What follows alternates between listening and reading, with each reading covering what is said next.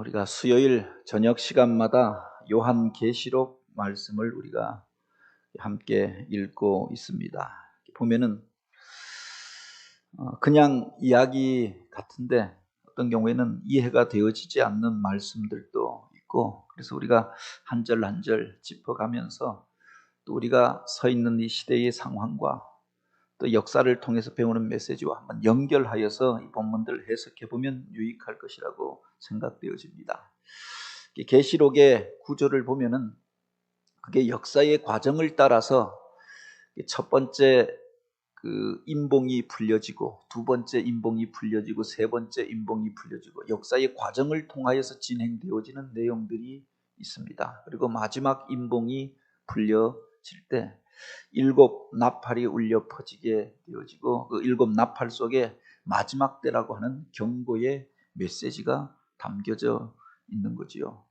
이것은 역사적인 과정 속에서 순차적으로 진행되어지는 것들을 보여줍니다. 근데 그게 땅에서만 일어난 일들을 보여주는 게 아니라, 또한 계시록을 우리가 주의해 보아야 할 것이 바로 하늘에서 또 일어나는 사건들을 우리가 같이 보는 것이 필요하다. 그래서 중층적인 구조로 같이 보여줍니다. 땅에서 비참한 일들이 있고 큰 싸움이 있기 전에 바로 하늘에서 이 사건이 의미하는 바가 무엇인가, 이 싸움을 통과하고 이 시험을 통과한 자들이 어떤 영광을 얻을 것인가.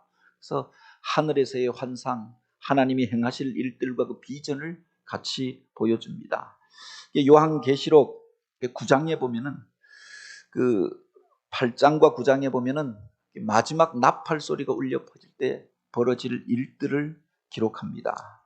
여섯 번째 나팔까지 울려 퍼지고, 이제 일곱 번째 나팔이 울려 퍼지기 전에 마지막 때를 살아가는 성도들에게 주시는 메시지가 10장에 기록되어져 있고 11장에 기록되어져 있지요. 그때 천사를 통하여서 바로 요한에게 작은 책을, 작은 두루마기를 주면서 이것을 내가 받아 먹으라.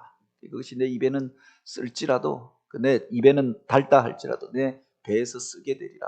그 속에 우리를 향한 경고의 메시지가 있지만, 마지막 때를 살아가는 성도가 그 시험을 통과하기 위해서는 말씀을 붙잡고 있어야 한다. 그 말씀을 먹고 그 말씀 가운데서 준비되어져야 한다라고 하는 교훈을 주지요. 그리고 그 마지막 때 하나님의 일들을 행할 두 증인에 대한 이야기가 등장합니다. 두 증인을 통하여서 하나님께서 당신의 일들을 행하시고, 그들이 권세를 가지고 기도할 때 하늘의 문이 닫히기도 하고 열리기도 하지만, 또한 큰 박해가 있어서 그들이 고난을 당하고 또 죽임당하는 것처럼 보여지는 일도 있을 것이다.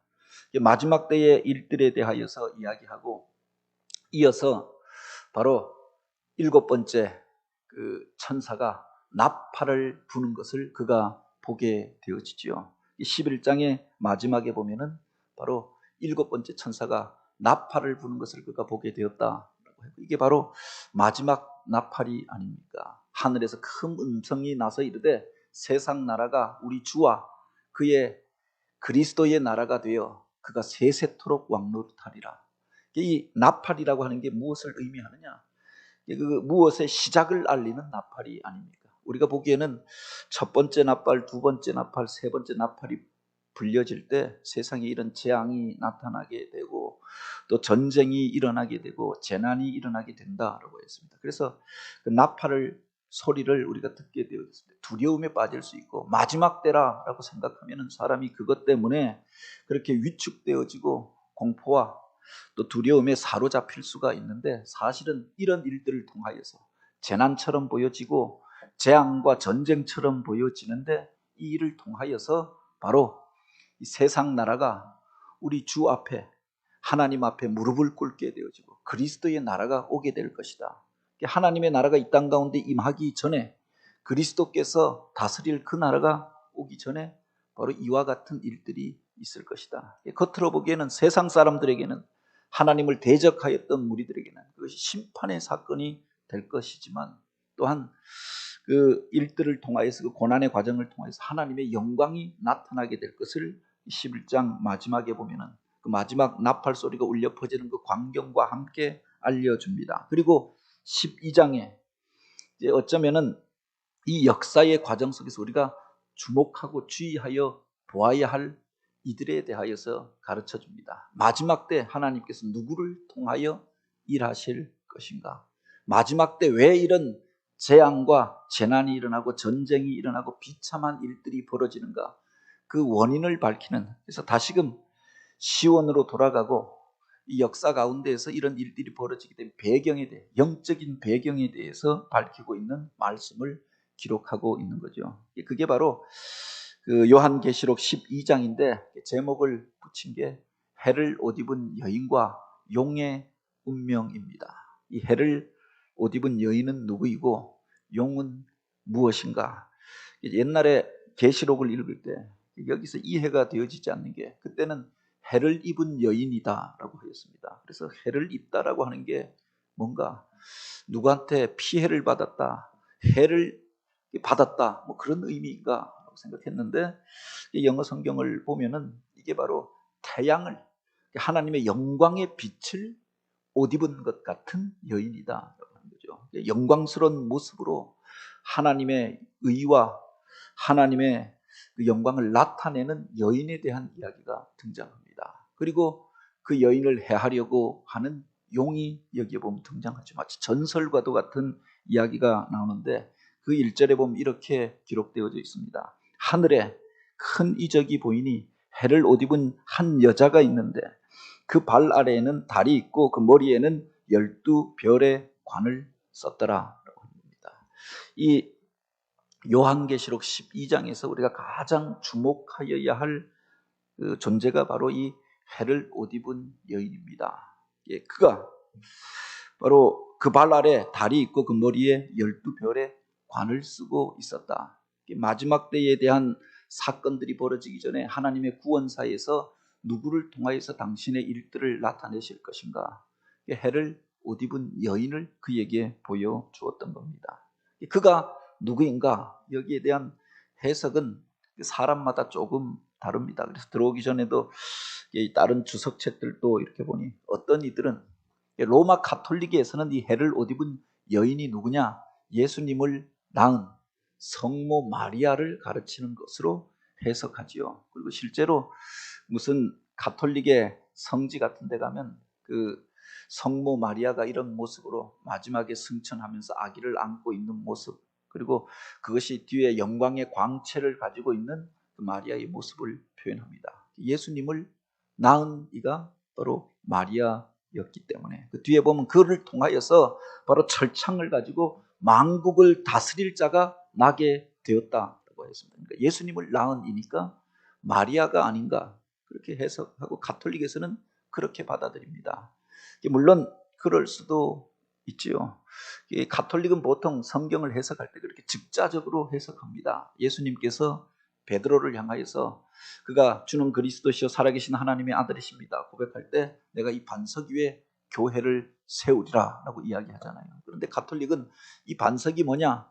베드로를 말하는 것이다. 베드로 위에다가 교회를 세우겠다. 그래서 그 베드로의 후계자들인 그 로마의 교황이 교회의 지도자였고 그들을 통해서 교회를 세우겠다고 하는 약속으로 그냥 어떤 인물로 연결시킵니다. 그런데 우리 복음주의적인 신앙을 가진 개신교에서는 이것을 그 고백으로 연결하잖아요. 바로 주는 그리스도시요 살아계신 하나님의 아들입니다. 고백하는 그 믿음의 터 위에 내가 교회를 세우겠다. 그리고 음부의 그 권세가 침노하지 못하고 천국 문을 여는 권세를 내가 너에게 주리라 약속해 주었던 거죠. 가톨릭은 그 교황이 베드로의 대를 잇는 그 교황이 천국 문을 여는 열쇠를 가지고 있는 겁니다.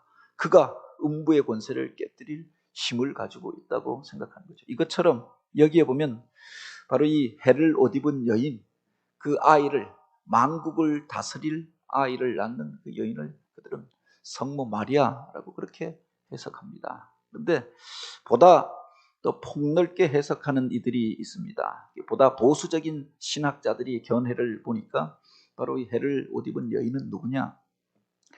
바로 예수 그리스도를 낳은 그 메시아를 낳은 이스라엘 공동체 구약 교회로 보는 겁니다. 그 이스라엘의 계보가 중요하고 구약 성경에서 이스라엘을 중요하게 여기는 이유가 무엇인가? 그 계보를 통해서 이 땅을 구원할 메시아가 올 것이기 때문에. 그래서 아브라함에게 약속을 주시고 다윗에게 약속을 주시고 그 계보를 통하여서 아브라함과 다윗의 자손을 통해서 우리를 구원할 메시아가 오게 되었다. 여기서 말하는 해 입은 여인은 한 사람을 말하는 것이 아니라 이스라엘이라고 하는 구별된, 하나님이 부르시고 준비시키시고 그래서 이 땅을 구원할 메시아를 잉태하게 하였던 이스라엘 공동체, 구약 교회를 가르치는 것이다. 많은 보수적인 신학자들이 그렇게 해석합니다. 그리고 좀 더 복음적으로 해석하는 이들은 바로 여기서 말하는 해 입은 여인은 교회를 가르치는 말로 해석하는 거죠. 마지막 때에 하나님께서 이 요한계시록 12장이 마지막 나팔 소리가 울려 퍼질 때 하나님이 행하실 일들, 사람을 구원하고 또 마귀 사단의 권세를 깨뜨리고 결국은 누구를 통해서 승리하게 하실 것인가, 이것을 보여주는 말씀이라고 본다고 하면은 바로 여기서 말하는 이 해를 옷 입은 여인은 바로 교회를 의미하는 것이다. 예수 그리스도를 고백하고 바로 그렇게 구별된 모습으로 준비되어져 있는 거룩한 교회. 요사인 교회도 거룩하지 않는 교회도 많고 이단 교회도 많고 이상하게 변질된 교회들도 많잖아요. 거룩하게 준비되어져 있는, 그래서 생명을 낳는 교회를 의미하는 것으로 해석하지요. 이게 무엇이 절대적으로 맞다 우리가 말하지 않더라도 이 세 가지를 다 우리가 이해하면서 이 해 입은 여인을 이해하는 게 필요합니다.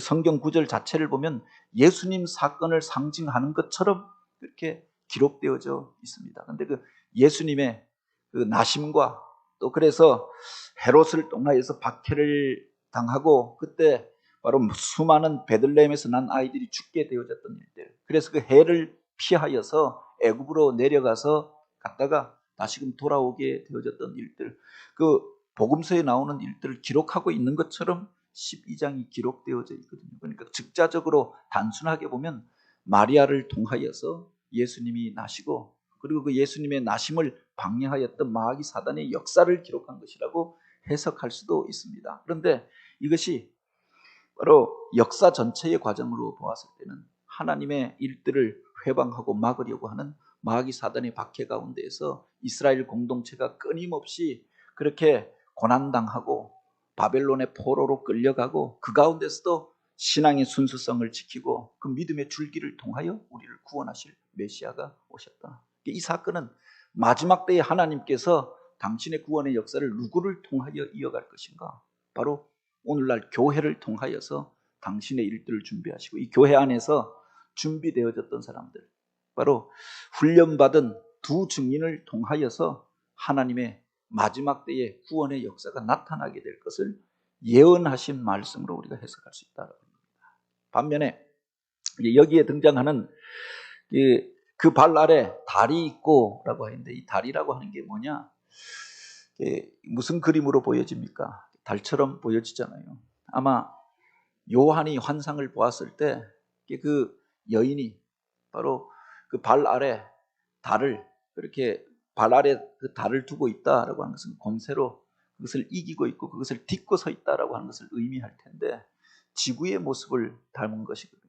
근데 그는 지구가 이렇게 생겼다고 생각하지 못하였지 않았겠습니까? 하나님이 환상을 보여주시니까 달을 이렇게 그 밑에 그 발 아래 달이 있다라고 표현했겠죠. 그런데 이 교회가 바로 이 세상에 발 딛고 서서 바로 하나님의 영광을 이 땅 가운데서 나타내는 것을 바로 상징적으로 그 환상을 통하여 보여준 것이 아닌가. 그는 그것을 달이라고 이야기했던 거지요. 그리고 그 머리에는 12별의 관을 썼더라라고 하였습니다. 이스라엘로 본다고 하면 바로 이스라엘 12지파를 상징하는 것으로 해석할 수 있고, 우리가 오늘날의 교회로 해석한다면 12사도를 통하여서 그렇게 시작되어졌던 이 교회가 당신의 일들을 나타내는 것을 의미하는 것으로 해석할 수 있습니다. 이 세 가지를 우리가 같이 생각하면서 12장을 보는 게 의미가 있다라고 하는 거죠. 그런데 그 뒤에 보면 3절에 또 이렇게 기록합니다. 하늘에 또 다른 이적이 보이니 보라, 한 큰 붉은 용이 있어 머리가 7이요 뿔이 10이라 그 여러 머리에 7 왕관이 있는데 라고 하였습니다. 머리가 7인 큰 붉은 용을 보았다고 그랬습니다. 환상을 통하여서 세상에 비참한 일들이 벌어지고 이런저런 재앙의 일들이 일어나는데 그 원인에 무엇이 있었느냐? 바로 한 큰 붉은 용이 있음을 알게 되어졌던 거죠. 그 앞에 보면 재난의 사건들이 일어나지 않습니까? 그 재난이 어디로부터 왔느냐? 한 큰 붉은 용으로부터 온다고 하는 것을 그가 알게 되어졌던 거죠. 여기에 이 큰이라고 하는 것은 그만큼 그 용의 권세가 그렇게 대단하다, 그리고 만만치 않은 존재임을 나타내는 것으로 우리가 해석할 수 있습니다. 붉다라고 하는 것은 우리가 무슨 공산주의에서도 붉은 것을 자기들 상징으로 사용합니다. 피나 투쟁이나 싸움을 의미하잖아요. 이 땅 가운데 비참한 일들을 일으키고 또한 그 가운데서 재난과 그 폭력을 나타내는 것으로 그런 용의 본성을 의미하는 것들로 우리가 해석할 수 있습니다. 그가 7머리에 왕관을 쓰고 있더라라고 했습니다. 그러니까 세상 가운데서 그가 권세를 잡고 이 땅을 다스리고 있는 것을 나타내는 거죠. 그 앞에 보면 해를 옷 입은 여인도 관을 쓰고 있었습니다. 옛날에는 보면 똑같이 면류관인데 그 새로 번역된 성경에는 앞에는 그냥 관이라고 하였고 뒤에는 왕관이라고 하였습니다. 단어 자체가 다르게 기록되어져 있는 겁니다. 앞에서 말하는 여인이 썼던 관은 원어에 보면 디아데마라고 하는 말로 기록되어져 있죠. 승리자들이 쓰는 면류관을 의미합니다. 그러니까 결국은 승리하게 되고 승리의 면류관을 쓰게 될 것을 의미하지요. 반면에 그 뒤에 붉은 용이 썼던 이 왕관이라고 하는 것은 스테파노스라고 하는 말입니다. 그러니까 세상의 왕들이 자기 권세를 자랑하기 위해서 금으로 조각하고 화려한 것들로 크게 덧대어서 만드는 그런 세상의 왕관을 의미하는 거죠. 그가 스스로 자기를 높이기 위하여 머리에다가 바로 이와 같은 왕의 관을 쓰고 있었다. 그의 권세를 상징하지만 스스로 만들어서 바로 이와 같이 세상을 통치하고자 하는 그 권력의 근원에 대하여서 표현하는 것으로 우리가 해석할 수 있습니다. 근데 여기에 보면 그가 10개의 7머리를 가지고 있었고 10뿔을 가지고 있었다라고 했습니다. 이게 요한계시록에 보면 계속 등장하는데 그 7머리라고 하는 것은 7제국을 의미하는 것으로 우리가 해석할 수 있죠. 다니엘서에 보면 2장과 7장에 보면 바로 그가 그 느부갓네살의 왕의 꿈을 해석해 주는 장면이 나오잖아요. 큰 신상을 보았는데 머리는 황금이고 또 이 가슴은 그렇게 은으로 되어지고 또 그렇게 흉배와 허리는 구리로 되어지고 그 밑은 철이었고 밑에는 그렇게 진흙과 쇠가 엉켜져 있는 발을 보았다라고 했습니다. 이게 대체 무슨 의미인가 해석이 되어지지 않잖아요. 그런데 바로 이 다니엘을 통하여서 앞으로 일어날 제국을 설명한 것들로, 그래서 이 땅 가운데 영원한 나라가 없이 제국들이 이와 같이 그 이전에 일어났던 바빌론이라고 하는 나라 또는 메데, 파사, 페르시아라고 하는 제국 그리고 알렉산더라고 하는 나라를 통해서 이 땅이 다스려지게 될 것, 그리고 알렉산더의 그 그리스 제국이 지나간다면 로마라고 하는 제국이 일어나게 될 것, 이 4개의 제국을 설명한 것으로 해석하지요. 그리고 나중에 보면은 4마리의 짐승의 모습을 통하여서 이 4제국이 일어날 것을 다시 한번 느부갓네살에게 보여주고 바로 다니엘이 또한 해석하여 줍니다. 여기까지는 구약의 다니엘서에 보면은 4제국까지가 나오고 그 다음에 인돌이 일어나서 이 제국이 무너지게 되리라고 하는 것까지 환상이 이어지는데 요한의 때는 이미 시대가 더 지나지 않았습니까? 그래서 로마 시대가 지나가고 또 그 이전에 있었던 제국 애국까지 포함하면은, 그래서 뒤에 보면은 5제국은 이미 지나갔으며 그 6째 제국이 오고 있고 그 이후에 또 한 나라가 일어나게 될 것이니 곧 7머리는 7제국을 의미한다라고 해석하였습니다. 이미 이런 제국들이 일어났지 않습니까? 그 바벨론 전에 애굽이라고 하는 제국이 있었고 그리고 바벨론이 있었고 페르시아가 있었고 그리고 그 이후에 알렉산더의 제국, 그리스 제국이 있었고 로마 제국이 세상을 다스렸습니다. 그리고 중세에 신성 로마의 제국이 있었고 어떤 이들은 유럽의 연합 체제를 의미하는 것으로 해석하기도 하죠. 여기 보면 3분의 1의 권세를 가지고 세상을 움켜잡고 있더라라고 했는데, 이 제국들이 적어도 그 세계 전체를 보고 그 지도를 펼쳐놓고 보면 3분의 1의 권세를 가지고 세상을 다스렸던 것들을 보게 되지요. 이런 나라들이 일어나게 될 것이다. 그 배후에 누가 있느냐? 마귀 사단이 있음을 의미하는 거죠. 여기서 말하는 이 붉은 그 용이 누구인가? 이게 바로 그 뒤에 보면 여기에 대한 해석이 등장하지 않습니까? 근데 이 용이 이 땅 가운데 오실 그 메시아를, 또는 이 땅 가운데서 일어날 믿음의 증인으로 하나님의 일들을 나타낼 그 증인들을, 교회를 박해하고 핍박하였다라고 하는 겁니다. 여기에 보면 그 꼬리가 하늘의 별 3분의 1을 끌어다가 땅에 던지니라 라고 하고, 용이 해산하려는 여자 앞에서 그가 해산하면 그 아이를 삼키고자 하더니, 만약 마리아로 해석한다고 하면 마리아가 예수를 낳고자 할 때 마귀 사단이 그것을 가로막고자 하여서, 그래서 그 헤롯 왕을 격동하여서 그 베들레헴에서 새로 태어나는 그 모든 아이들은 다 죽이려고 칙령을 보내었던 것 아닙니까? 이 땅 가운데 메시아가 오는 것들을 마귀 사단이 방해하려고 하였던 거죠. 아니, 역사 전체를 놓고 본다고 하면은 이스라엘을 통해서 하나님께서 이 땅을 구원할 계획들을 펼쳐가십니다. 그것을 가로막기 위해서 끊임없이 이스라엘을 핍박하고 그들을 흩어놓고, 7번에 걸쳐서 7제국이 끊임없이 이스라엘을 침략하잖아요. 바빌론에 의하여서 멸망당하고 포로로 끌려가고, 페르시아에 의하여서 그 제국 안에서 이스라엘 사람들을 멸절시킬 음모가 일어나게 되어집니다. 에스더가 그것을 막잖아요. 그 이후에 헤롯에 의하여서 알렉산드의 제국이 휩쓸고 오면서 성전이 다시금 무너지고, 그리고 나중에 그것을 회복한 수전절의 의식을 지킵니다. 그리고 예수님 당시에 로마에 의하여서 이 땅 가운데 오신 예수님을 또 십자가에 못 박는 일들이 벌어지게 되지요. 그 다음에 일어났던 제국들도 끊임없이 교회를 무너뜨리려고 하였다. 이 교회를 통하여서 믿음의 증인들이 일어나고 하나님의 구원의 역사가 나타난 것을 가로막고자 했다라고 한 거죠. 교회로 해석하여도 그렇고 이스라엘로 해석하여도 그렇고 마귀 사단이 끊임없이 하나님의 일들을 가로막고자 하였고, 그곳에서 난 그 증인들을, 하나님의 역사를 이어갈 자들을 바로 이 땅 가운데 나타나지 못하도록 가로막고자 하였다라고 하는 겁니다. 그런데 여기에 보면 그 여자가 결국 아들을 낳잖아요. 이는 장차 철장으로 만국을 다스릴 남자라. 그 아이를 하나님 앞과 보좌 앞으로 올려가더라라고 했습니다. 그럼에도 불구하고 이런 환란이 있고 박해가 있습니다. 그런데 결국 마리아가 예수를 낳지요.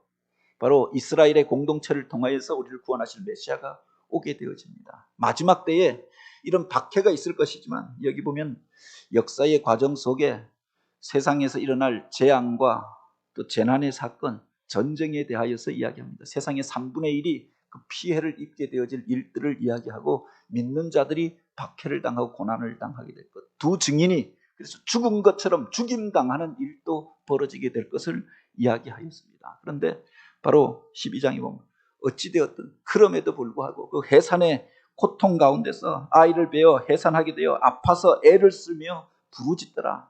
그 한 명의 생명을 잉태하고 믿음의 증인을 낳는 것이 어려운 과정이 있음을 이야기합니다. 그리고 마귀 사단이 그것을 죽이려고 생명의 역사를 가로막으려고 하였지만 결국 아이를 낳았고, 그를 통해서 하나님의 영광이 나타나고 만국 가운데 주님의 복음이 전파되어지는 일들이 있을 것이다 라고 말하고 있는 거죠. 그리고 그 아이를 하나님 앞 보좌 앞으로 올려가더라. 그를 이끌고 갈 자가 누구냐? 새로 태어난 새 생명을 통하여서 하나님의 구원의 역사를 이루고 믿음의 증인들을 세울 그가 누구냐? 제가 해석하는 것은 바로 이게 교회를 의미하는 것이다. 교회를 통하여서 증인들이 일어나게 되어지고, 교회를 통하여서 하나님의 역사를 나타낼 그런 사람들이 일어나게 되죠. 그들이 하나님 앞과 보좌 앞으로 나아가게 하도록 인도하는 그 통로가 되어지는, 생명을 낳는 그 여인이, 보통 여인은 교회를 의미하는 거죠. 그 주님의 신부라고 이야기하지 않습니까? 의미하는 것으로 우리가 해석할 수 있는 거죠. 그런데 여기 보면은 마귀 사단이 그것을 가로막기 위하여서 박해를 하고 그 생명을 죽이려고 합니다. 그래서 여자가 광야로 도망해서 거기서 1260일 동안 그를 양육하기 위하여 하나님께서 예비하신 곳에 있더라라고 했습니다. 마치 마리아가 이렇게 헤롯의 음모를 피하여서 애굽으로 내려갔던 것처럼 마지막 때에 교회가 박해를 당하고 고난을 당하게 될 것이지만 그 날이 여기 보면 날짜로 계산하니까 1260일 이렇게 되어져 있는데 연수로 계산하면은 3년 한 5개월 정도 되어져 있습니다. 3년 반이 되어지지 않는 시간밖에 불과하더라라고 합니다. 세상에 박해가 있고 고난이 있어서 우리가 함께 모여서 예배하고 모든 사람들 앞에서 드러내놓고 신앙생활을 하지 못하는 그런 시기가 오게 될 것이다. 그러나 그 기간이 그렇게 많지 아니할 것을 이야기하는 거죠. 뿐만 아니라 교회 안에서 한 사람의 그 증인을 세우고 참된 그리스도인의 제자를 세울 때 훈련하는 기간이 그 정도 되는 것을 우리가 해석할 수도 있습니다. 교회 안에서 우리가 제자 훈련 과정을 하는데 뭐 10주 과정, 12주 과정 우리가 진행한다고 성경 공부 일주일에 1시간 나와서 공부한다고 진짜 제자가 되겠느냐? 하나님께서 당신의 백성들을 훈련하는 기간이 있다고 하는 겁니다. 그게 바로 한 3년 반 정도. 예수님께서도 당신의 제자들을 3년 동안 동행하시면서 제자 훈련을 시켰던 것 아닙니까? 그들이 증인이 되어져서 교회를 세우고 열방 가운데 복음을 전하게 되어졌던 거죠. 마지막 때에 이런 고난의 과정을 통과하고 훈련된 자들을 통해서 하나님이 당신의 일들을 행하실 것이다 라고 하는 것을 나타내는 말로 우리가 해석할 수 있습니다. 그리고 7절부터 이어지는 말씀은 이게 다니엘서에도 나오는 말씀인데 하늘에서의 전쟁에 대하여서 이야기합니다. 그러면 이 교회를 깨뜨리려고 하는 이 세력이 어디서부터 왔느냐? 끊임없이 그렇게 교회 안에서 새 생명을 낳고 믿음의 증인들이 하나님의 복음을 전하는 것을 가로막고 박해하고 악한 일들을 행하는 그들은 어디서부터 온 자들인가? 그것을 설명하면서 7절에 이렇게 이야기합니다. 하늘에서 전쟁이 있으니 미가엘과 그의 사자들이 용과 더불어 싸울 때 용과 그의 사자들도 싸우나 이기지 못하여 다시 하늘에서 그들이 있을 곳을 얻지 못한지라. 하늘에서 먼저 전쟁이 있었다라고 하는 겁니다. 다니엘서에도 이 이야기가 그대로 기록되어져 있잖아요.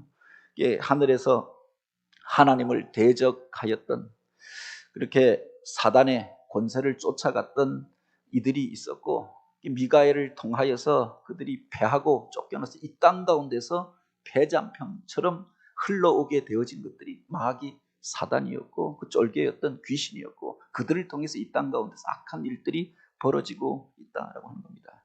그 정체에 대하여서 이야기하면서 그렇게 이야기합니다. 큰 용이 내쫓기니 곧 옛 뱀, 곧 마귀라고도 하고 사탄이라고도 하고 온 천하를 꿰는 자라라고 하였습니다. 누가 이런 비참한 일들을 벌이고 교회를 깨뜨리고 그리고 생명을 낳고 하나님의 사람들이 하나님 앞에서 훈련받고 성장하여 가는 것을 가로막고 죽이려고 하느냐? 그 뒤에 바로 이 용의 세력이 있는데 그 용은 누구냐? 에덴 동산에서 하와를 깨어서 하나님과의 언약을 깨뜨리게 하였던 옛 뱀이었고 마귀라고도 하고 사단이라고도 하는 자요 온 천하를 꿰는 자라라고 했습니다. 이 마귀라고 하는 말은 영어로 보면 데블 하는 말이죠. 그것을 헬라어로 디아볼로스라고 하는 말에서 나왔다고 합니다. 갈라놓는 자라고 하는 뜻이 아닙니다. 하나님과 인간을 갈라놓고 이간질하여서 하나님을 믿지 못하게 하고 은혜의 자리를 떠나게 하고 형제가 형제를 믿지 못하고 미워하고 증오하고 시기하게 만드는 존재가 마귀이죠. 사단이라고 하는 것은 대적자라고 하는 의미를 가지고 있습니다. 하나님을 대적하여서 이 천사들을 격동하여서 하나님을 대적하여 일어났다가 패하였고 오늘날도 끊임없이 하나님의 권세에 대하여 하나님의 영광에 대해서 대적하는 일들을 일으키는 자가 사단이죠. 그런데 그것이 무슨 악한 말로 협박하여서 행하는 것이 아니라 온 천하를 꿰는 자라라고 했습니다. 하와에게 내가 이것을 먹으면 내가 하나님처럼 되리라. 억지로 먹인 것이 아니었다. 협박해서 먹인 게 아니었다. 꿰어서 먹였다라고 합니다. 그 거짓된 사상을 통해서 사람을 꿰고 그래서 미혹하여서 악한 길로 하나님을 대적하는 자리로 그래서 하나님과의 관계를 단절시키고 그래서 하나님 없이 살아가도록 만드는 자가 마귀 사단이었다라고 합니다. 그래서 여러 가지 이름을 가지고 등장한 거죠. 에덴 동산에서는 뱀의 모습으로 나타나서 유혹하였고, 때때로 마귀의 모습으로 나타나서 갈라놓는 일들을, 이간질하는 일들을 행하고, 때때로 사단의 모습으로 대적하여 싸우게 하고, 그래서 분쟁을 일으키고 하나님을 향하여서 악한 말들을 내뿜고 그래서 싸우게 만드는 존재가 바로 마귀 사단이다. 교회를 가로막고 믿음의 사람들을 넘어뜨리는 그 배경에 이 마귀 사단이 있다라고 하는 것을 밝히고 있는 거죠. 영적인 세계에 대하여서 바로 지금 요한이 보았던 환상을 통하여서 설명해 주고 있는 거죠. 그 큰 용이 내쫓겨서 이 땅 가운데 내려왔고, 그래서 그들을 통해서 이 땅 가운데서 이런 일들이 시작되어졌다고 합니다. 과거에 보면은 뭐 무슨 6.25 전쟁 이후에 또는 어제도 보니까 그 전쟁의 와중에서 낙동강까지 국군이 내려갔다가 인천 상륙 작전을 통해서 전세가 역전되어지잖아요. 총공세로 올라가는데 미처 도망가지 못하였던 패잔병들이 있었던 것 아닙니까? 북한군 그 패잔병들 같은 경우 산으로 들어가서 이제 게릴라전을 전개하게 되어졌던 거죠. 그들에 의해서 많은 비참한 일들이 벌어지게 되어집니다. 겉으로 보기에는 산골 마을에 사는 사람들, 그리고 작은 촌락에 떨어져 전쟁의 그 모든 소식들을 다 알지 못하는 사람들은 이 전쟁이 어떻게 되는지 모르고 무슨 그렇게 인민군이 나타나면 두려워 떨면서 목숨만 살려달라고 하지 않았겠습니까? 그런데 사실은 패하여서 도망갈 때 북쪽의 그 인민군이 가장 악랄한 일들을 많이 했다고 하지요. 패하고 도망가니까 보이는 게 없는 겁니다. 그리고 그들 안에 이제 영원히 이 땅을 다스린다라고 생각하면 처음에는 마음을 얻기 위하여서 유화책도 쓰고 하잖아요. 그런데 쫓겨가는 처지에 살기 위하여서 그렇게 사람들을 약탈하고 불지르고 또 학살하고 이런 일들이 벌어지게 되었다라고 합니다. 겉으로 보기에는 그들이 세상을 통치하는 것 같고 우리 생명을 움켜쥐고 있는 것 같지만 사실은 그들이 패하여서 도망하는 중 패잔병이 아니었습니다. 마귀 사단이 이 땅 가운데서 마지막 때가 되어졌을 때 이런 일들을 더 악랄하게 행한다라고 합니다. 그래서 우리가 두려워할 것이 아니라 하나님께서 이미 승리하신 전쟁을, 여기에 보면 바로 그 해입은 여인을 통하여서 낳게 될 그들을 통해서 영원한 승리를 우리에게 허락하여 주실 것입니다. 이미 하늘에서 하나님이 승리하셨고 하나님의 사자들에 의해서 그들이 쫓겨나서 이 땅 가운데서 자기의 때가 얼마 남지 아니한 줄 알고 우는 사자처럼 삼킬 자를 찾아 헤매는 거죠. 세상에 이런 비참한 일들이 있고 믿는 자들이 어려움을 당하고 때로 박해가 일어난다고 할지라도 믿는 사람들이 두려워하지 말아야 할 것이 바로 하나님께서 이미 승리하신 싸움을 우리가 싸우고 있다라고 하는 겁니다. 그럼에도 불구하고 우리가 마귀 사단을 쉽게 여기지 말아야 할 것이 그들이 어떻게든지 사람의 영혼을 빼앗아 가려고 하고 그 교회의 일들을, 하나님의 일들을 가로막으려고 하였던 것 아닙니까? 이것을 우리가 기억하는 것이 필요하다. 그 뒤에 보면은 교회와 마귀 사단의 싸움에 대하여서 13장부터 17장까지 기록하고 있습니다. 그런데 여기에 보면 10절에 이렇게 기록하고 있죠. 내가 또 들으니 하늘에서 큰 음성이 있어 가로되. 마지막 이런 영적 싸움이 있을 때 바로 그 믿음의 사람들이 불러야 할 노래, 그리고 우리가 들어야 할 메시지가 바로 여기에 있다라고 하는 겁니다. 이제 우리 하나님의 구원과 능력과 나라와 또 그리스도의 권세가 나타났으니 우리 형제들을 참소하던 자, 곧 하나님 앞에서 밤낮 참소하던 자가 쫓겨났고, 마귀 사단은 참소하는 자라고도 하였습니다. 인간을 정죄하고 멸망으로 이끌어가고자 하였던 자가 아닙니까? 그가 하늘에서 쫓겨났고 참된 구원이, 하나님의 구원과 능력과 그 나라가, 하나님의 그 권세가 이 땅 가운데 이제 나타났다라고 하는 것을 우리에게 보여주는 거죠. 나팔 소리는 이것을 우리에게 알려주는 겁니다. 하나님의 영광이 이제 나타날 것이다. 하나님의 나라의 시작을 선포하는 나팔 소리였다고 하는 겁니다.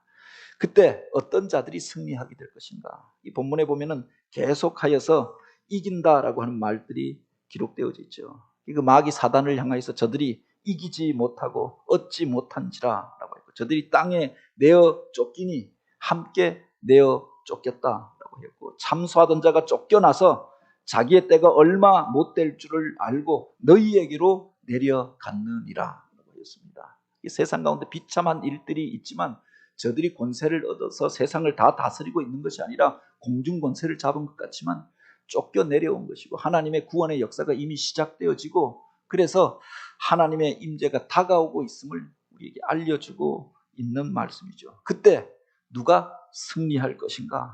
여기 보면 너희 형제들이 어린 양의 피와 자기들의 증언하는 말씀으로 이겼으니, 어떻게 그 마귀 사단의 권세를 우리가 이길 수 있느냐? 어린 양의 피와 증언하는 말씀으로 이길 수 있다고 하는 겁니다. 마귀 사단이 끊임없이 참소하잖아요. 우리가 가지고 있는 약한 것들을 가지고 끄집어내면서 바로 그것을 자극하여서 죄악된 삶으로 이끌어가고 우리가 구원받지 못할 자인 것처럼 이야기합니다. 그러나 바로 오늘 우리는 어린 양의 피로, 예수 그리스도의 보혈의 피로 구속함을 얻고 구원함을 얻은 자들이 아닙니까? 그 이름을 믿는 자들에게 바로 하늘의 영생을 허락하여 주신 줄 믿으시기 바랍니다. 그 어린 양의 피로 우리가 이긴 자가 되어졌고, 그 증언하는 말씀으로서 그 말씀을 붙잡고 살아갈 때 마지막 때에 우리가 행할 길을 알게 되어지는 거죠. 여기에 승리의 비결이 있다고 하는 겁니다. 어린 양의 피, 이 복음 안에, 그리고 그분을 통해서 우리에게 주셨던 그 말씀 안에 영적 싸움을 이기고 용의 권세를 깨뜨릴 비책이 담겨져 있다고 하는 겁니다. 그를 이겼으니 그들은 죽기까지 자기들의 생명을 아끼지 아니하였도다. 그렇게 구원함을 얻은 이들이 죽기까지 하나님이 주신 사명을 감당하게 될 때 마귀 사단의 권세가 멸하여지고 온전한 승리가 오게 될 것을 선포하고 있는 거죠. 마지막 때를 살아가는 성도들이 기억해야 할 것이 바로 여기에 있다고 하는 겁니다. 어떻게 남겨진 마귀 사단의 권세를 우리가 깨뜨릴 수 있는가? 우는 사자처럼 삼킬 자를 찾아 헤매는 그 마귀 사단과의 영적 싸움에서 어떻게 승리할 수 있는가? 어린 양의 피로, 구속의 은혜로, 그리고 그 말씀으로 이기고 우리가 죽기까지 그 은혜에 사로잡힌 자로 싸우게 될 때 그들을 통해서 하나님의 영광이 나타나게 될 줄 믿으시기 바랍니다. 그러므로 하늘과 그 가운데 거하는 자들은 즐거워하라. 그러나 땅과 바다는 화 있을진저 마귀가 자기의 때가 얼마 남지 않은 줄을 알므로 크게 분하여 너희에게 내려갔습니다. 마지막 때를 살아가는 성도들을 향하여 그렇게 이야기합니다. 오늘 우리가 이 땅 가운데서 재난이 있고 알 수 없는 사건들이 일어나게 되어지고 믿는 자들이 피해받고 고난당하는 것처럼 보여진다 할지라도 그럼에도 불구하고 너희가 찬양하라. 하나님의 구원의 일들이 이와 같은 과정을 통해서 나타나게 될 것이라. 그럼에도 불구하고 우리가 기억하여야 할 것이 마귀 사단이 지금 쫓겨서 내려와서 패하여서 분을 내어서 너희 가운데 갔습니다. 마지막 때에 그래서 우리 자신의 믿음을 지키고 끝까지 영적 싸움을 싸우는 게 필요하잖아요. 다 끝났다 생각하다가 사단의 미혹에 넘어가서 마지막 순간에 넘어지는 경우가 얼마나 많이 있습니까? 요사이 새벽 기도회 때 삼손의 이야기를 하는데 삼손이 그러하잖아요. 그렇게 20년 동안 사사로 쓰임 받다가 이제 평안하게 되어지니까 그가 이만하면 되었다 생각하고 블레셋의 마을로 들어갔다가 다시금 과거에 그를 넘어뜨렸던 여인의 유혹에 넘어가서 결국은 수치를 당하고 비참한 최후를 맞이하게 되어졌던 겁니다. 끝까지 그 믿음을 지키고 말씀을 붙잡고 나아가는 게 필요한 거죠. 그래서 바로 이는 마귀가 자기 때가 얼마 남지 않은 줄을 알고 크게 분내어 너희에게 내려갔습니다. 이 말씀을 주시는 이유도 바로 여기에 있는 거다. 마지막 때에 성도가 더욱 각성하고 깨어있지 아니하면은 그 남겨진 자들에 의하여서 우리가 넘어질 수 있다고 하는 거죠. 여기 보면은 그렇게 이야기합니다. 용이 자기가 땅으로 내쫓긴 것을 보고 남자를 낳은 여자를 박해하는지라. 세상에 박해가 왜 일어나게 되어지느냐? 바로 이 용이 이 땅 가운데 내려와서 자기의 때가 얼마 남지 않은 줄을 알고 그 남자를 낳는, 그 증인을 낳는, 하나님의 일들을 행하는 사람들을 낳는 데가 바로 교회가 아닙니다. 그래서 그 여자를, 바로 그 교회를 박해하는 일들을 행하였다라고 하는 거죠. 17절에 보면 그렇게 이야기합니다. 용이 여자에게 분노하여 돌아가서 그 여자의 남은 자손 곧 하나님의 계명을 지키며 예수의 증거를 가진 자들과 더불어 싸우려고 바다 모래 위에 서 있더라.